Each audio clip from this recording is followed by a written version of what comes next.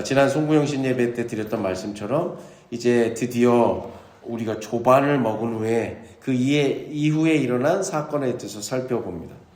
와서 조반을 먹으라는 주님의 말씀은 제자들의 있는 모습 그대로를 수용하시고 다시금 그리스도의 식탁의 한 주체로서 가족으로서 그들을 초대하시는 것이죠. 가장 중요한 것은 받아들이는 거예요. 그리고 받아들여지는 겁니다. 그물을 배의 오른편에 던지라. 그리고 와서 조반을 먹으라. 이 말씀의 핵심은 받아들이는 거예요. 있는 모습 그대로 예수님이 제자를 받아들이는 것이고 제자들의 입장에서는 자신이 예수님께 있는 모습 그대로 받아들여지는 것입니다. 받아들임과 받아들여짐, 이것이 중요한 겁니다. 내가 누군가에게 받아들여진다는 것, 그것은 용서를 받는다는 경험입니다. 내가 용서받을 자격이 없는데도 불구하고 그냥 있는 모습 그대로 나를 받아주는 것이 그리스도의 사랑입니다. 여러분, 이 용서받음의 경험, 나의 죄로부터, 나의 연약함으로부터 아무런 조건 없이 오직 사랑으로 용서받는 거잖아요. 그러니까 용서받는다는 것은 다른 말로 사랑을 받는 것입니다. 사랑을 받는다는 것은 더 나아가서 존중받는 거죠. 있는 모습 그대로 나를 귀하게 여기는 거예요. 우리는 여러 가지 기준과 조건에 따라서 사람을 등급을 매기기도 하고 A, B, C, D 이런 걸 하죠. A급이니 B급이니 여러분 성적을 매기기도 해요. 수음이 안 가도 매기고요. A, B, C, D 해서 낙제하면 F라 그러고 가라고도 하죠. 그러나 존중받는다는 건 그게 아니에요. 구분 짓는 게 아니라 있는 모습 그대로 그를 사랑하고 용서함으로써 그를 여러분 아낀다는 거죠. 그러니까 그리스도께서 있는 모습 그대로 우리를 와서 조반을 먹으라 제자들을 받아들여 주심으로 인해서 그들이 용서받고 사랑받고 존중받고 아낌받는 대상이 되었다는 겁니다. 근데 여러분, 우리가 누군가를 거부한다는 것은 뭐예요? 있는 모습 그대로 안 받아들인다는 것은 반대로 얘기하면 용서하지 않겠다는 거예요.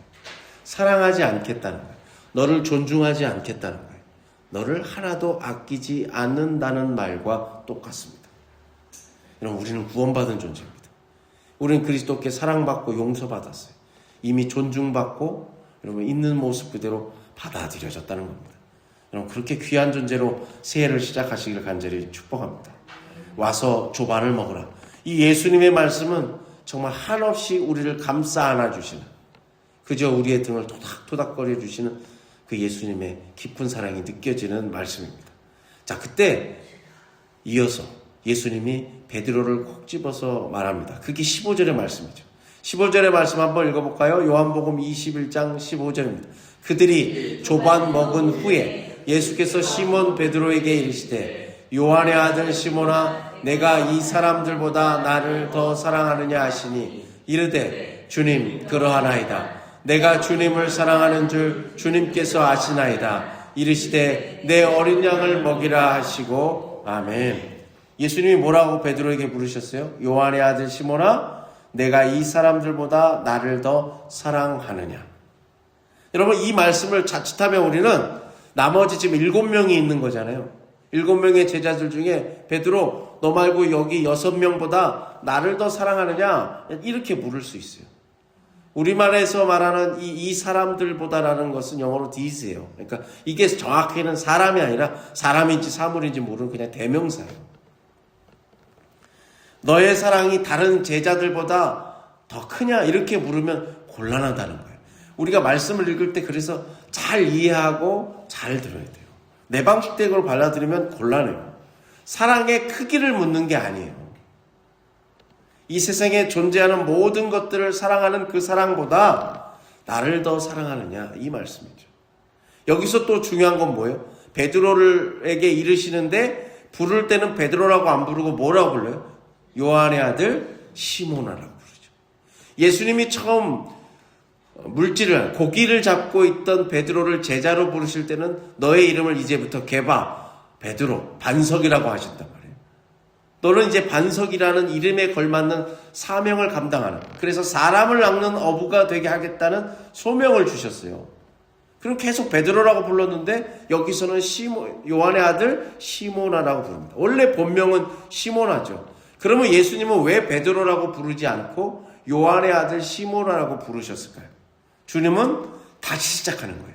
우리가 2025년을 보내고 새로운 2026년을 다시 시작하는 것처럼 베드로가 3번 예수님을 부인하고 부활하신 주님을 만났음에도 불구하고 자신의 고향으로 돌아와서 고기나 잡으러 가야겠다. 옛날의 삶으로 회귀했던 것처럼 그의 연약함, 그의 실수, 하나님의 꿈, 하나님의 나라에 대한 꿈을 이제 산산조각 나서 아무런 꿈도 없이 희망도 없이 무기력한 삶을 살고 있는 그 베드로, 거기서부터 다시 새로운 시작을 하는 거예요. 그래서 그의 이름을 부르는 거예요. 여러분, 굳건한 반석, 베드로가 아직 되지 못했어요. 그러나 그 베드로를 향해서 지금 있는 데서부터, 폐허가 된 그 자리서부터 재건하듯이 느헤미야가 여러분 바벨론 포로에서 돌아와서 폐허가 되고 회파되어 버린 예루살렘 성벽을 무너진 그곳부터 다시 세우듯이 여러분 그 실수와 연약함부터 시작하는 거예요. 그게 여러분 예수님의 사랑이에요. 예수님의 방식이에요. 다 없애고 새로운 땅 옆으로 옮겨가지고 하는 게 아니라 무너진 자리에서부터 시작하는 거예요. 주님께 등을 돌렸던 그 베드로, 실수를 했던 베드로, 우리의 모습이잖아요. 거기서부터 하나님은 우리에게 다시 시작하게 하신다는 거죠. 주님이 뭐라고 물으셨어요? 나를 더 사랑하느냐. 이걸 여러분 쉽게 얘기하면 네가 나를 사랑하느냐예요. 베드로야, 아무개야, 네가 나를 사랑하느냐? 나를 사랑해? 여러분, 우리는 이 본문의 말씀을 아마 저뿐만 아니라 수많은 분들을 통해서 여러분이 이 말씀을 설교를 들었을 거예요. 왜 예수님은 이름도 베드로라고 안 부르시고 요한의 아들 시몬이라고 부르셨는데 왜 수많은 질문 중에 네가 나를 믿느냐가 아니라 네가 나를 사랑하느냐고 부르셨을까요? 믿음을 믿느냐고 묻지 않으셨어요. 우리는 믿음을 중요하게 생각해요. 이걸 믿느냐 안 믿느냐를 중요하게 생각해요. 이게 옳으냐 그르냐, 교회 다니면 이게 되느냐 마느냐. 우리는 이걸 묻지만 예수님은 뭘 물으셨어요? 등을 돌리고 실수투성이었던 그 베드로, 그에게 다시 시작할 수 있는 은혜를 베풀어 주시고 사랑을 베풀어 주신 자리에서 예수님은 뭘 물으셨어요? 네가 나를 사랑하느냐. 여러분, 믿음보다 사랑이 더 근원적인 겁니다. 사랑장 하면 고린도전서 13장이잖아요. 고린도전서 13장에 뭐라고 나옵니까? 그런즉 믿음, 소망, 사랑, 이 세 가지는 항상 있을 것인데 그 중에 제일은 사랑이라. 우리가 여러분 13장 맨 앞에 가면 우리가 천사의 말을 할지라도 또 내 몸을 불사르게 구제를 할지라도 사랑이 없으면 내게 아무 유익이 없다고 얘기하잖아요. 즉 사랑장 고린도전서 13장은 우리에게 뭘 얘기하는 거예요? 사랑이 없으면 아무 소용이 없다는 거예요. 그래서 예수님은 네가 나를 사랑하느냐고 물으시는 거죠. 우리에게 요구하시는 것은 믿습니다. 우리 목사님들 가끔 이제 부흥사 목사님들 하는 거 있잖아요. 믿습니까? 그걸 묻지 않는다는 거예요. 사랑하십니다. 어쩌면 저도 여러분들에게 여러분 이 말씀을 믿으십니까? 예수님을 믿으십니까가 아니라 뭐라고 물어야 돼요? 우리 다 함께 예수님을 사랑합니까? 2026년 새해를 시작하시면서 여러분 여전히 예수님을 사랑하십니까? 내 삶에 고통과 아픔이 찾아올 때, 내 육신의 연약함이 올 때 그 자리에서도 예수님을 사랑하십니까? 우리의 자녀가 송곳과 같이 나를 찌르고 아프게 할지라도 하나님 예수님을 사랑하십니까? 여러분 이 질문이 우리에게 다르죠? 믿습니까와 사랑하십니까가 다릅니다. 정말 하나님이 듣고 싶은 말씀은 주님 믿습니다. 이 고백보다 어쩌면 주님 사랑합니다. 이 고백을 우리에게 들으고 싶어 하시는 것 같아요. 그리고 여러분 예수님이 물으시잖아요. 네가 나를 사랑하느냐? 이 말에는 뭐가 담겨져 있어요? 예수님의 따뜻한 온기, 있는 모습 그대로 우리를 꼭 안아주시는 그 예수님의 포근함이 느껴지지 않습니까? 주님은 시몬에게 예수님이 이 시몬뿐만 아니라 12 제자와 3년 동안 동고동락했잖아요. 기쁨을 때나 즐거울 때나 슬플 때나 때로는 시련의 시간도, 아니 길에서 노숙을 하는 한이 있어도 그걸 견디면서 함께 말하고 말씀을 나누고 함께 밥 먹고 함께 사랑하고 살았단 말이에요. 그런 예수님이 부활하셔서 절망 가운데 옛날의 삶으로 돌아가 버린 베드로를 향해서 뭐라 하시는 거예요? 다시 사랑하자는 거예요. 나는 아직도 널 사랑하는데 너 어떠니? 다시 사랑할 수 있겠니? 이렇게 얘기하시는 거예요. 초대하시는 거예요. 그 베드로를 끌어안으시는 거죠. 그러자 시몬이 뭐라고 대답합니까? 이제 이 질문 앞에, 네가 나를 사랑하느냐는 예수님의 질문 앞에 어디 도망갈 데가 없어요. 피할 데가 없어요. 베드로가 얘기합니다. 자신의 모든 것을 바쳐서 얘기하는 거예요. 그러면서 뭐가 생각났겠어요? 예수님이 붙잡히시던 밤에 그 가야바의 법정에서 자신이 겪으면서 자신이 입으로 내뱉었던 말이 생각났겠죠. 요한복음 18장의 말씀입니다. 요한복음 18장 17절에 이런 말씀을 했단 말이에요. 베드로가 가야바 법정에서 문 지키는 여종이 베드로에게 말하되 너도 이 사람의 제자 중에 하나가 아니냐라고 물었어요. 그러자 베드로가 불을 쬐다가 뭐라고 얘기해요?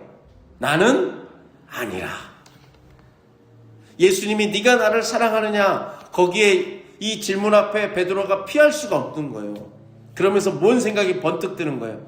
내가 며칠 전에 그 법정에서 불 쬐면서, 추위를 피하면서 불 쬐면서 주변 사람이 너 예수의 제자 중 하나 아니야? 나 아닌데? 그렇게 대답했던 부끄러운 자신의 모습이 생각나는 거죠. 그래서 베드로가 뭐래요? 네가 나를 사랑하느냐? 그럼 우리는 뭐예요? 예, 제가 주님을 사랑합니다. 이렇게 대답할 텐데 베드로의 대답은 다르죠. 주님, 내가 주님을 사랑하는 줄 주님께서 아시나이다 라고 대답합니다. 이게 뭔 말일까요? 그냥 주님, 저는 주님을 사랑합니다 이렇게 대답하면 될 거를 왜 주님은 내가 주님을 사랑하는 줄 아시나이다 라고 대답했을까요? 내가 그토록 3년 동안 동고동락하고 예수님의 수제자라고 일컬고 예수님이 어디 특별한 일을 가실 때마다 겟세마네 동산에도 변화산에도 베드로는 늘 동행했단 말이에요.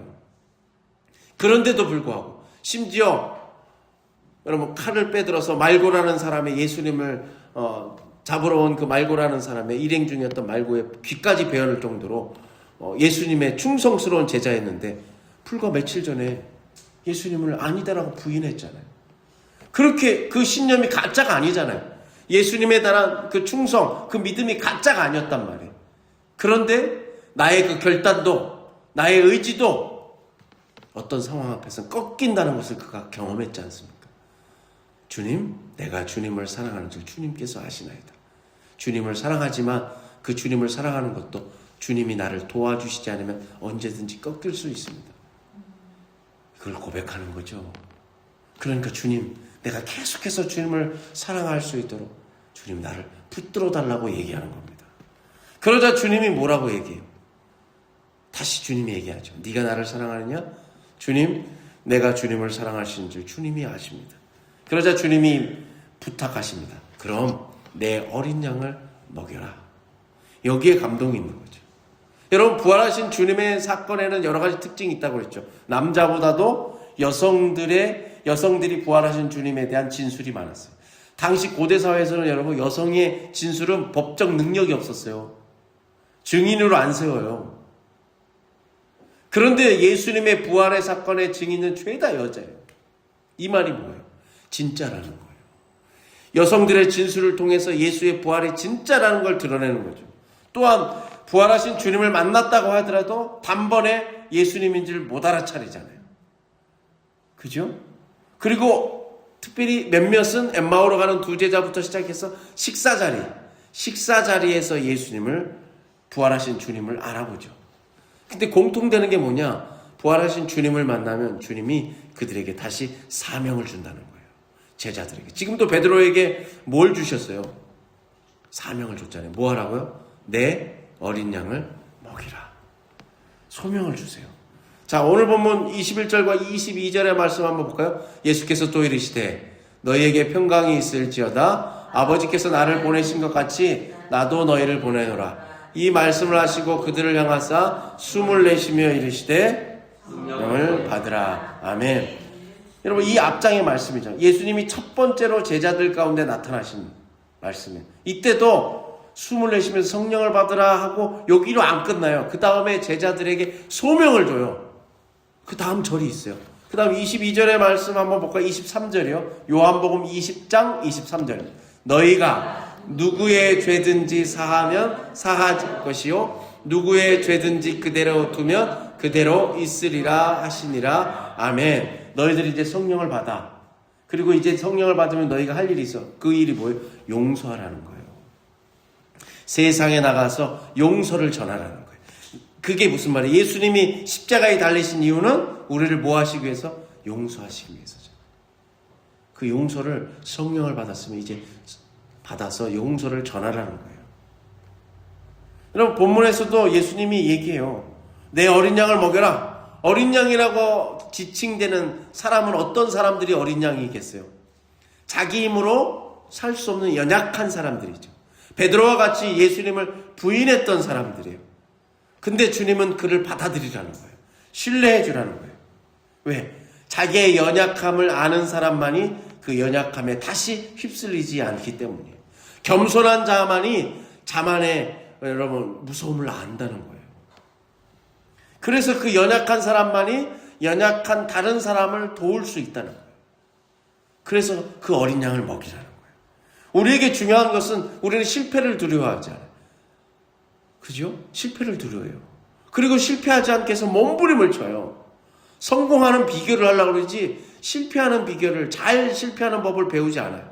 근데 예수님의 방법은 뭐냐면 실패를 주님 앞에 갖고 나오라는 거예요. 그래서 그 실패를 주님 앞에 내놓고 더 가치 있는 것으로 바꾸라는 거예요. 바꿔가라는 거예요. 근데 우리는 자꾸 뭐라 그래요? 성공하는 사람 여러분 한 번도 실패하지 않은 사람이 무서운 사람이에요. 그런 실패해보지 않았기 때문에 주위 사람들에게 뭐라고 얘기해요? 넌 왜 자꾸 실수하는 거야? 왜 그것도 못해? 자꾸 나무라고 지적하는 사람만 되는 거예요. 넌 왜 이렇게 물러터졌어? 그러나 여러분 등을 돌렸던 3번이나 예수님을 부인했던 베드로와 같이 어린 양은 뭐가 되는 거예요? 자기와 똑같이 누군가도 그런 연약함이 있다는 걸 알기 때문에 그 연약함 가운데 있는 사람들 이렇게 세우죠. 실패한 사람을 나무라지 않아요. 실수한 사람을 나무라기보다는 다시 실수하지 않고 일어설 수 있도록 그의 손을 붙들어 준다는 거예요. 우리는 여러분 우리의 경험하지 못한 것을 이해하기가 쉽지 않아요. 그래서 연약함이 복이 되는 거예요. 약할 때 강함이 되는 거예요. 그 연약함 때문에 연약함에 오늘도 휩싸인 사람을 도울 수 있는 은혜가 우리에게 주어지는 거예요. 상처 입은 치유자가 되는 거예요. 상처를 입었기 때문에 상처 입은 자를 치유할 수 있는 사람이 되는 겁니다. 여러분 이게 신비예요. 이게 믿음의 신비고 이게 사랑의 신비예요. 넘어짐의 쓰라림을 아는 사람만이 여러분 인생의 수많은 어려움 속에서 속절없이 무너지고 넘어진 사람의 아픔을 공감하고 그에게 손을 내밀어 그를 일으켜 세울 수 있는 거란 말이죠. 예수님은 너희가 이제 그런 사람이 되라는 거예요. 자꾸 자책하지 말고 주저앉지 말고 탓하지 말고 아유 난 안 되나 보다 이러지 말고 내가 그런 경험을 했으면 그런 경험을 한 사람들을 일으켜 세울 수 있는 내 어린 양을 먹이라는 거예요. 여러분 예수님은 육신의 몸을 입고 오셨기 때문에 그 육신의 연약함, 기쁨, 슬픔, 고달픔, 고난, 어려움, 아픔 이런 걸 다 똑같이 느꼈기 때문에 우리에게 은혜가 되는 거잖아요. 마태복음 26장에도 보면 예수님은 슬픈 경험을 하셨어요. 눈물도 흘리셨어요. 죽음 앞에서는 본인도 어떻게 하면 이걸 벗어나 보려고 애를 썼어요. 겟세마네 동산에서. 그런데 그 슬픔과 두려움을 다 넘어서 마태복음 26장 46절에 보면 뭐라고 그래요? 일어나 함께 가자라고 얘기하잖아요. 그게 어려운 사람을 돕는 길이에요. 우리에게 그 은혜, 그 역할을 하라는 거예요. 여러분 불화 때문에 울어본 사람이 울고 있는 사람한테 다가가서 위로가 되는 거죠. 가족을 먼저 떠나보낸 사람이 지금 여러분 가족을 잃어서 슬픔을 당하고 있는 유족에게 그 어떠한 말보다도 그 사람이 내밀고 그 사람이 여러분 한 번 안아주는 게 제가 100번 설교하는 것보다 더 낫단 말이에요. 여러분 히브리서에도 그런 말씀이 있어요. 히브리서 2장 18절과 5장 2절의 말씀을 한번 쭉 볼게요. 자, 히브리서의 말씀입니다. 그가 시험을 받아 고난을 당하셨은즉 시험 받는 자들을 능히 도우실 수 있느니라. 아멘. 여기서 그는 누구예요? 예수님이죠. 예수님도 여러분 시험 받았잖아요. 40일 금식 후에 광야에서 시험 받았어요. 그래서 오늘 우리의 삶 가운데 고난을 당하고 시험 받는 데 든 자들 예수님이 도울 수 있다는 거예요. 자, 5장 2절에 그가 무식하고 미혹된 자를 능히 용납할 수 있는 것은 자기도 연약에 휩싸여 있습니다. 아멘. 예수님도 배고픔을 느꼈고요. 예수님도 분함을 느꼈고요. 여러분 육신의 죽음 앞에서 그도 두려워했단 말이에요. 그래서 오늘 무식하고 미혹하고 여러분 흔들리고 유혹에 넘어가는 사람을 예수님이 끌어안을 수 있다. 스스로 아픔을 겪어봤기 때문에 예수님이 누군가를 도울 수 있는 겁니다. 여러분 그래서 선교사님들은 어때요? 이런 목사님들이나 수많은 우리 교회에 어떤 직분을 갖고 있는 분들 중에 어떤 체험이 있는 분들의 가장 결정적인 공통점이 뭐예요? 수많은 하나님의 말씀 중에 한 구절이 어느 날 갑자기 내 눈에 탁 꽂히고 내 마음속에 와서 딱 박힐 때가 있어요. 그 말씀 하나 붙들고 선교사가 돼요. 그 말씀 하나 붙들고 목회자의 길을 가요. 그 말씀 하나 붙들고 평생을 그리스도인으로 살아가는 거예요. 그게 중요해요. 우리는 막 거창하게 체계적으로 뭔 교육을 받고 어느 정도 어떤 신비한 체험이 있고 그러면 어느 경지에 올라가서 늘 말씀드렸지만 포인트가 1000점 이상 돼야 현금으로 쓸 수 있듯이 어느 마일리지를 쌓아야 어디 장거리를 갈 수 있고 우리는 자꾸 그런 식으로 믿음을 생각하는 그러지 않다는 거예요. 자, 연약한 자에게 시몬이라고 불렀어요. 여전히 준비되어 있지 않는 여러분 날 것의 어부 베드로였기 때문에 그에게 다시 내 어린 양을 먹이라는 소명을 주세요. 왜냐하면 그 주님의 뜻을 수행함으로써 믿음이 더 단단해지고 확고해지기 때문에 그 연약한 사람을 도움으로써 나는 더 믿음이 단단해지는 거예요. 자, 두 번째 예수님이 물으세요. 16절의 말씀이에요.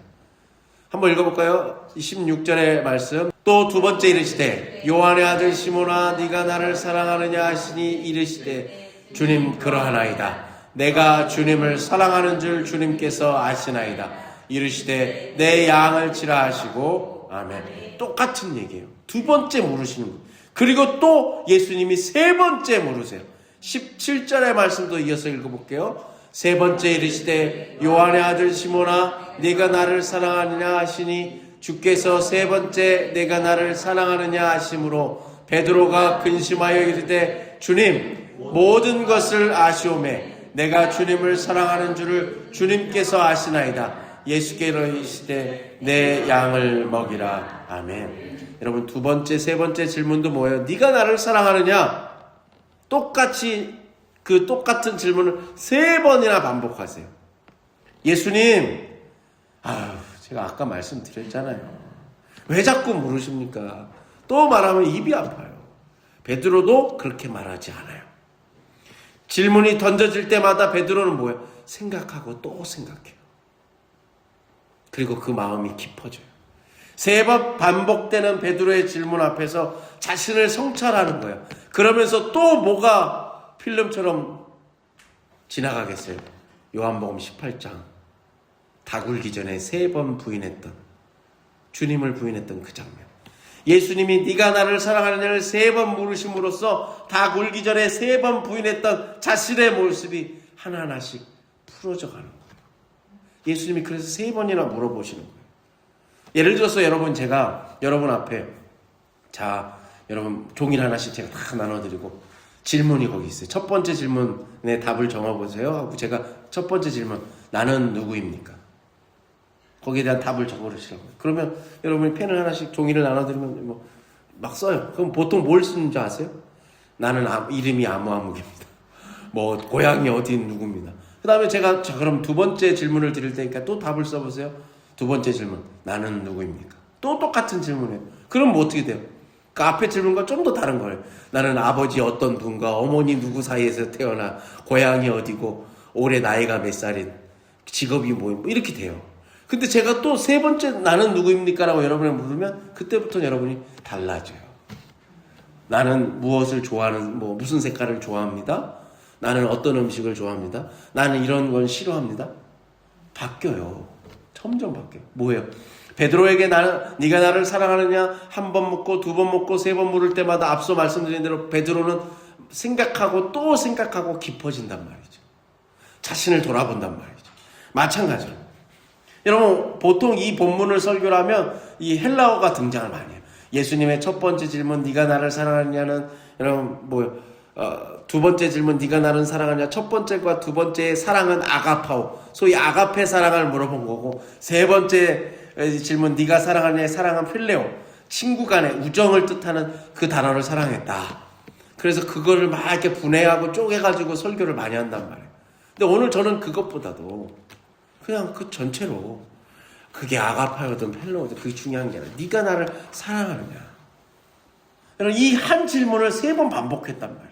그때마다 예수님은 또 뭐라고 그래요? 주님, 제가 주님을 사랑하는 줄 주님께서 아시나이다. 베드로는 이렇게 대답하고, 그러면 다시 예수님은 그에게 새로운 소명을 주죠. 그게 뭐였어요? 15절에 내 어린 양을 먹여라. 16절에 내 양을 치라. 세 번째로 내 양을 17절에 먹이라. 살짝씩 달라요. 그러나 중요한 건 비슷한 거예요. 그리고 나서 예수님이 이어서 얘기합니다. 이걸로 끝나지 않아요, 얘기가. 자, 18절의 말씀 볼까요? 21장 18절입니다. 내가 진실로 내게 이르노니 내가 젊어서는 스스로 띠띠고 원하는 곳으로 다녔거니와 늙어서는 내 팔을 벌리리니 남의 내게 띠띠우고 원하지 아니하는 곳으로 데려가지라. 아멘. 여러분, 예수님의 말씀 중에 내가 진실로 반복되면 이게 뭐예요? 굉장히 강조하는 말씀이죠. 심각한 내용이에요. 스몰 토크가 아니에요. 가벼운 얘기가 아니란 말이에요. 베드로가 앞으로 어떻게 된다는 거예요? 너는 이전에는 네가 먹고 싶은 거 먹고 네 의지대로 오늘 바다 가서 그물질 하고 싶으면 그물질하고 친구 만나러 가고 싶으면 친구 만나러 가고 너 그렇게 살았는데, 네 의지대로 살았는데, 그리고 그 뜻을 관철시키는 게 네 인생의 하나의 과정이었는데, 이제는 네 양을 먹이라는 주님의 소명을 붙들리는 이 순간부터는 네가 더 이상 네 삶의 네 의지대로 주도권을 안 갖는다는 거예요. 그 주도권을 누구에게 맡긴다는 거예요? 주님께 맡기는 삶을 살게 된다. 여러분, 우리가 원하는 곳은 어디입니까? 우리가 원하는 곳은 평안한 곳이잖아요. 오늘같이 추운 때는 따뜻한 곳이에요. 여러분, 나와 가깝고 마음 터놓을 수 있는 사람들이 있는 친밀한 곳에, 그 사람들이 모여있는 곳에 우리는 그게 원하는 곳이란 말이에요. 내 마음 편한 곳. 그러나 이제 내 어린 양을 먹이라는, 내 양을 치라는 그 예수님의 소명에 붙들린 베드로는 다른 인생을 살게 될 거라는 거예요. 예수님께 주도권을 내밀고 이제 어디로 갈 거냐? 베드로가 가는 곳은 적대가 있는 곳, 아픔이 있는 곳, 차가운 곳, 냉랭한 곳, 나를 반겨주지 않는 곳으로 가게 될 거라는 거예요. 그리고 늙어서는 어떻게 해요? 내 팔을 벌려요. 이게 뭘까요? 여러분, 내 팔을 벌리는 거 하면 딱 생각나는 형상이 하나 있잖아요. 십자가죠. 베드로는 나중에 어떻게 죽어요, 여러분? 십자가에 거꾸로 매달려 죽죠. 코바디스라는 우리 영화 있었잖아요. 코바디스 도미네. 주여 어디로 가시나이까. 그래서 주님처럼 내가 바르게 매달릴 수 없다고 해서 베드로는 거꾸로 매달려 죽잖아요. 여러분, 십자가에 달리신 예수님께서도 아버지, 내 영혼을 아버지의 손에 부탁하나이다. 하나님께 맡겼잖아요. 그것처럼 주님을 사랑하고 주님의 소명을 새롭게 받은 베드로도 그런 인생을 살게 된다는 거죠. 자, 19절의 말씀 이어서 볼까요? 이 말씀을 하시면 베드로가 어떠한 죽음으로 하나님께 영광을 돌릴 것임을 가리키심이로라. 이 말씀을 하시고 베드로에게 이르시되 나를 따르라. 아멘. 주님께서 베드로에게 주신 소명은 그냥 간단하게 하면 내 양을 먹이라였어요. 그런데 내 양을 치나, 이 세 개가 다 다른 게 아니라 다 한 통이고 한 결이란 말이죠. 근데 두 번째 소명을 줘요. 그게 뭐예요? 나를 따르라는 거예요. 예수님이 처음 베드로를 만났을 때, 어부였던 베드로를 만났을 때 나를 따르라. 이제 너를 하여금 물고기를 낚는 어부가 아니라 사람을 낚는 어부가 되게 하리라 하셨잖아요. 그러면서 다시 부활하신 주님이 다시 소명을 주시면서 내 양을 먹이라고 하시면서 두 번째가 뭐예요? 나를 따르라는 거예요. 이제 다시 네가 저버리고 산산조각 났던 그 하나님의 나라의 꿈을 다시 꾸는, 그러나 나의 연약함을 알고 나의 한계를 알고 성령님이 도와주시지 않으면 내가 그 길을 걸어갈 수 없는 그것을 고백하는, 넘어져 본, 실수해 본 그 베드로, 그 마음 그대로 나를 따르라는 거예요. 근데 이제는 앞장서려고 하지 마. 말없이 네가 먼저 칼 뽑지 마. 그리고 이제는 뒤에 처지지도 마. 졸려가지고 저 끝에 가갖고 막 그래서 서서 기도하라고 그러니까 막 자고, 육신이 연약하여. 예수님 말씀하시죠. 여러분 말씀 잘 생각해 보세요. 이제는 너의 있는 모습 그대로 가는데 앞장서지 마. 앞장서려고 하지 마. 그리고 뒤에 처지지도 마. 그리고 나를 따라. 그러자 베드로가 어떻게 합니까? 돌이킵니다. 이 말씀, 나를 따르라고 하니까 베드로의 그 말, 다음 말씀 20절의 말씀 한번 볼까요? 20절에 보면 여러분 맨 처음에 그 말씀이 중요해요. 여기 여러분 동그라미 치셔야 돼요. 나를 따르라는 예수님의 두 번째 소명 앞에 베드로가 뭐래요? 돌이켜요. 자기를 돌아봐요. 근데 성경이 얼마나 재밌냐면, 돌이키면 이제 베드로가 어떤 마음과 온갖 마음을 잘 다스려가지고 어떤 비장한 각오로 굳은 결심으로 나서야 되는데, 갑자기 돌이키면서 누구를 봐요? 자기 주변을 살펴보기 시작합니다. 여러분, 이 갈릴리 바닷가에는 지금 몇 명이 등장하죠? 이 이야기에는 몇 명의 제자가 등장하죠? 7명이죠. 베드로 말고 몇 명이 있어요? 6명이 있어요. 그 중에서 사랑하시는, 예수께서 사랑하는 제자라고 콕 집어서 얘기하는 사도 요한이 있어요. 요한을 물어보는 거예요. 아, 예수님, 그러면 저 요한은 어떻게 됩니까? 아니, 베드로 보러 네가 나를 사랑하느냐 3번 물으시면서 베드로 보러 어린 양을 쳐라, 내 양을 먹이라, 그 다음에 나를 따르라, 이 소명을 줬는데 갑자기 돌이키더니, 자신을 되돌아보더니 옆에도 돌아보는 거예요. 그러면서 그러면 제 요한은 어떻게 됩니까? 그러자 예수님이 뭐라고 하세요? 자, 그 다음 말씀이 재밌습니다. 그 다음 말씀 볼까요? 22절입니다. 예수께서 이르시되 내가 올 때까지 그를 머물게 하고자 할지라도 내게 무슨 상관이냐, 너는 나를 따르라 하시더라. 아멘. 여러분, 우리는 이 베드로처럼, 베드로가 우리의 모든 걸 진짜 대변하는 거예요. 우리가 은혜를 받아요. 큰 마음에 울림이 있어요. 마음이 뜨고 가슴이 뜨거워지기도 해요. 그런데 베드로처럼 갑자기 옆을 보기 시작한다. 돌아봐요. 우린 따름과 돌아봄 사이에 늘 있어요. 나를 따르라는 명령이 다 그 잉크가 마르기도 전에 베드로가 옆에를 좌우를 살피는 거예요. 돌아보는 거예요. 다른 제자가 자기 눈에 들어와요. 은혜 속에 있지만 우리 마음과 몸에 밴 옛날의 습관이 사라지지 않았기 때문에 그렇다. 우리가 은혜를 받잖아요. 우리가 늘 하나님의 은혜 가운데 산다고 매주 오셔서 저와 여러분이 예배 가운데 서로 가운데 얘기하잖아요. 서로 소중하게 여기잖아요. 그런데 딱 갑자기 돌아보기 시작해. 어디 하나에 꽂히기 시작해. 그러면서 뭐예요? 은혜 가운데서도 저 요한은 어떻게 돼요?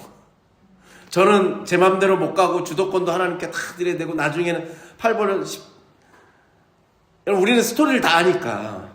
제가 볼 때 이게 약간 새드 엔딩인데 쟤는 어떻게 되는 건가요? 궁금한 거예요, 여러분. 더 다른 말로 말하면, 나는 이렇게 가는데 쟤 가는 길은 나는 가시밭길 같고 비포장 같은데 쟤는 어떻게 됩니까? 나보다 더 힘들겠죠? 나니까 또 이런 걸 또 헤쳐가면서 가겠죠? 자꾸 비교하게 된다는 거예요. 심지어 모두 내가 받은 소명과 저 사람이 받은 소명이 달라요. 제가 받은 은사와 다른 사람이 받은 은사가 다 달라요. 하나님은 우리를 다 사랑하세요. 우리 모두에게 우리를 부르셨고 소명이 있어요. 그리고 우리 모두에게 은사를 주셨어요. 그러나 뭐가 달라요. 그런데 베드로처럼 나를 따르라는 말씀이 채 사라지기도 전에 우리는 자꾸 돌아보기 시작해. 내가 받은 은사와 저 사람이 받은 은사의 크기를 재고 있어요. 내가 받은 소명과 저 사람이 받은 소명을 비교하기 시작해요. 그러니까 예수님이 뭐라고? 야, 그게 무슨 상관이니? 내가 올 때까지 여러분, 요한이 그래서 예수님의 제자 중에 다 일찍 순교하고 하는데 요한만 늦게까지 살잖아요. 장수하잖아요. 한간에 여러분 90세까지. 그 당시 90세면 여러분 엄청 오래 사는 거예요. 지금도 오래 살지만. 우리 권사님, 집사님들은 요한보다 더 오래 사시길 축복합니다. 네가 무슨 상관이니? 너는 너의 길이 있고 저 사람은 저 사람의 길이 있을 뿐이야. 저 사람이 하나님께 받은 소명과 은사를 부러워하지 마. 비교하지 마. 그냥 네가 받은 소명을 쫓아가면 돼. 나를 따르면 되는 거야. 예수님이 얘기하시는 거예요. 여러분, 이것도 성경에 나온다는 거예요. 출애굽한 공동체가 애굽 땅에 들어가기 전에 광야를 지나잖아요. 그 광야의 시간 동안에 하나님을 만나죠. 시내산에서 하나님이 직접 써준 계명도 받아요. 놀라운 기적을 매일매일 맛보잖아요. 낮에는 구름 기둥으로, 밤에는 불 기둥으로 그들을 지켜주세요. 아침에 눈 뜨고 일어나면 먹을거리 만나와 메추라기를 내려주세요. 여러분, 별의별 반석을 깨뜨려서 물을 주세요. 여러분, 그들이 농사를 져요. 무슨 어디 수도관을 연결했어요. 신발이 해지지 않아요. 닳지 않아요. 여러분, 옷이 헤어지지 않아요. 이 놀라운 은혜를 받았음에도 불구하고 그들이 어떻게 돼요? 유혹에 빠지잖아요. 그런데 그들이 정말로 하나님 앞에 큰일을 해요. 처음으로 출애굽한 공동체가 하나님의 은혜를 받고 나서 소위 말하는 자신들이 결단해서 그걸 행동으로 옮겨요. 그게 뭐냐면 성막을 짓는 일이에요. 왜 제가 이 말을 드리냐면 거기에 자신의 결단과 의지가 들어가요. 자, 한번 말씀을 볼까요? 출애굽기 35장 29절이요. 처음으로 마음을 다해서 협력을 해요. 한번 읽어볼까요? 마음에 자원하는 남녀는 누구나 여호와께서 모세의 손을 빌어 명령하신 모든 것을 만들기 위하여 물품을 드렸으니 이것이 이스라엘 자손이 여호와께 자원하여 드린 예물이니라. 아멘. 하나님이 모세에게 성막의 설계도, 재료, 어떻게 지으라는 것까지 다 알려줬어요. 근데 그것을 이루고 거기에 물품을 내는 것은 누가 하는 거예요? 이스라엘 백성들이 자원해서 했단 말이에요. 그래서 맨 마지막에 또 얘기하잖아요. 이스라엘 자손이 여호와께 자원하여 드린 예물이라는 거예요. 근데 재밌는 게 뭔지 아세요? 그래서 사람들이 그럼 뭘 내겠어요? 자신이 출애굽할 때 갖고 나왔던, 애굽에서 들고 나왔던 거, 내 주머니에 있고 우리 집안에 있는 거를 드렸을 거 아니에요. 그거를 성막을 짓는데 제공하고 소위 말하는 기여했을 거 아니에요. 그러면 금부치가 있는 사람은 금부치를 냈을 거고, 어떤 사람은 동물의 가죽을 냈을 거고, 어떤 사람은 실을 냈을 거란 말이에요. 여러분 뭐 내실래요? 여러분 만약에 선택권이 있으면, 우리는 이게 생각이 자본주의에 너무 찌들어 있어서 여러분, 자 1번 금부치, 2번 가죽, 3번 실이 있어요. 뭘 내시겠습니까? 이렇게 거수하면은 전부 다 금부치나 이거 얘기해요. 그러나 무기명으로 쪽지를 나눠드리면 실이 제일 많이 나올 거예요. 안 그러겠어요, 여러분? 자원해서 냈다니까요. 근데 성경은 그 다음 말씀이 재밌어요. 성경은 뭐라고 해요? 그들이 금부치를 낸 사람이 나 금 냈다고 어깨를 으쓱대지 않아요. 가죽을 낸 사람이 나 귀한 해달의 가죽 냈다고 자랑하지 않아요. 실을 낸 사람이 난 실밖에 못 드렸다고 주눅들지 않아요. 그 어디에도 없어요. 근데 지금 베드로는 뭐예요? 나를 따르라, 내 양을 먹이라는 소명을 받았음에도 불구하고 순간 돌아보면서 저 사람은, 쟤는 어떻게 된대요? 옆 사람의 소명과 은사를 비교하고 부러워하기 시작했다는 거예요. 자, 23절의 말씀 한번 읽어볼까요? 더 재밌는 건 그 나머지, 자, 베드로 7명 중에 베드로가 있고 베드로가 지목한 요한이 있어요. 그럼 나머지 5명이 있잖아요.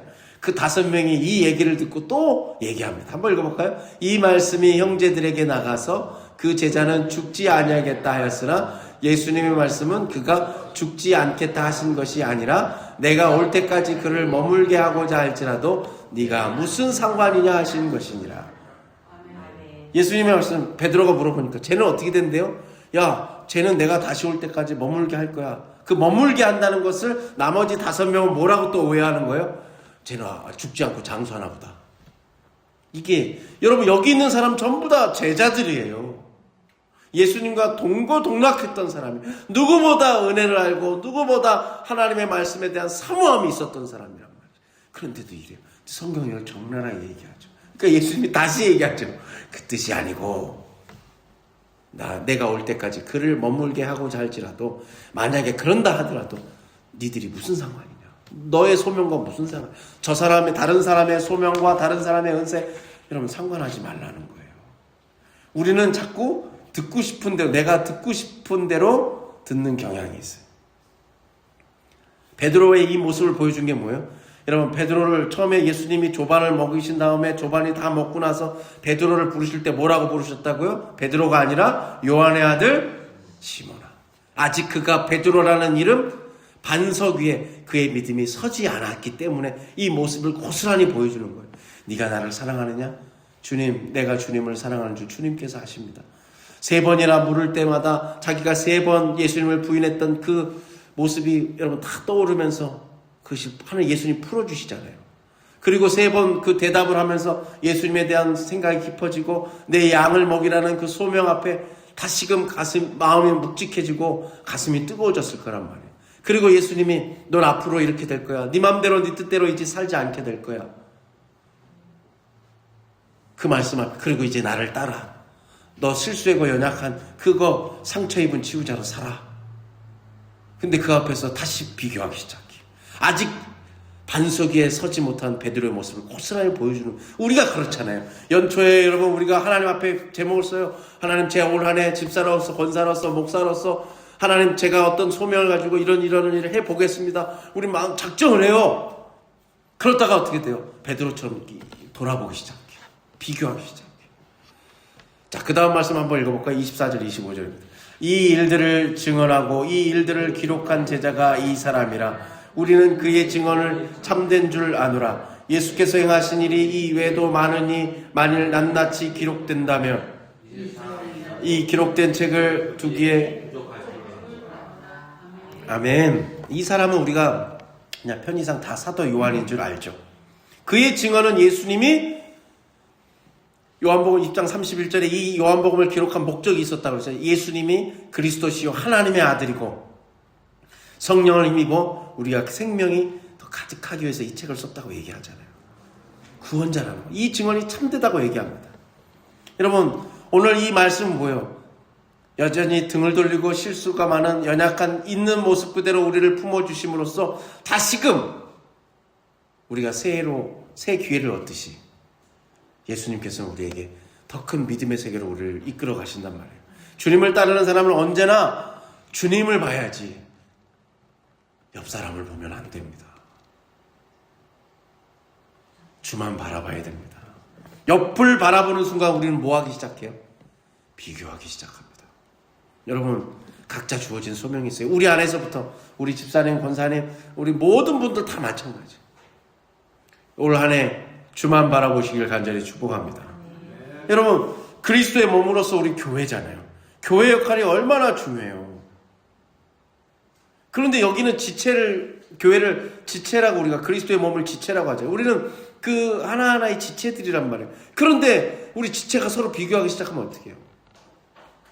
발이 얘기하죠.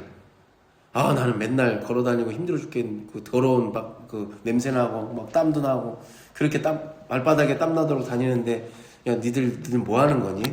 너는 뭐 하는 거니? 맨날 가만히 앉아서 하고 싶은 말 다 하고 즐거우면 노래 흥얼거리다가 배고프면 온갖 귀한 건 먹고 도대체 뭐니? 나는 이렇게 평생을 발바닥에 막 굳은 살도 생기고 이렇게 살아가는데 너는 아주 부드러운 입술 가져서 좋겠다? 그러면 안 된다는 거예요. 안 된다는 거예요. 여러분, 히틀러가 그 2차 세계대전을 일으켰을 때 독일 교회 약 10%의, 독일은 전부 다 기독교인들이잖아요. 국교예요, 국교. 지금도 국교죠. 그래서 세금을 걷어요, 종교세. 그래서 그 세금으로 목회자들 월급을 줘요. 그러니까 목회자들이 하고 싶은 걸 다 하고 살아요. 근데 그 당시 나치가 있었던 이 1, 2차 세계 히틀러 당시에는 독일 교회 중에 딱 한 10%만 바른 말을 했어요. 소위 고백교회라고 그래요. 그 중에 대표적인 목사님이 보네포 목사님이었어요. 그런 여러분 감옥에 갇혀요. 목사님인데도 불구하고 감옥에 가둘 정도로 얼마나 그가 히틀러를 비판했으면 그랬겠어요. 결국 감옥에서 죽어요. 33살에. 그래서 거기서 감옥에서 그가 열심히 책을 써요. 그 중에 책 제목이 나를 따르라요. 신학교 갔을 때 필독 써요. 제 책꽂이 아직도 있어요. 거기에 뭐라고 나오는 줄 아세요? 나를 따르라요. 제목이 따르는 일은 항상 그리스도만을 바라본다. 따르는 사람은 누구만 바라본다? 항상 그리스도만 바라본다. 그는 그리스도와 세상을 함께 바라보지 않는다. 그는 결코 이러한 양다리 걸치기를 하지 않고 무슨 일을 하든지 그리스도만 따른다. 이처럼 그의 눈은 단순하다. 눈은 철두철미 그리스도에게서 나오는 빛이 머무므로 전혀 어둡지 않고 흐릿하지도 않는다. 그 책에 그렇게 써 있습니다. 저는 여러분의 눈이 그리스도의 빛에서 나오는 그 빛을 받아 반사해서 여러분 눈이 어둡지 않고 흐릿하지 않고 또렷하고 주님만을 바라보는 2026년 한 해가 되시기를 간절히 축복합니다. 올 한 해 우리 주님만을 따르는 저와 여러분 되시길 간절히 축복합니다. 우리 기도하겠습니다. 사랑해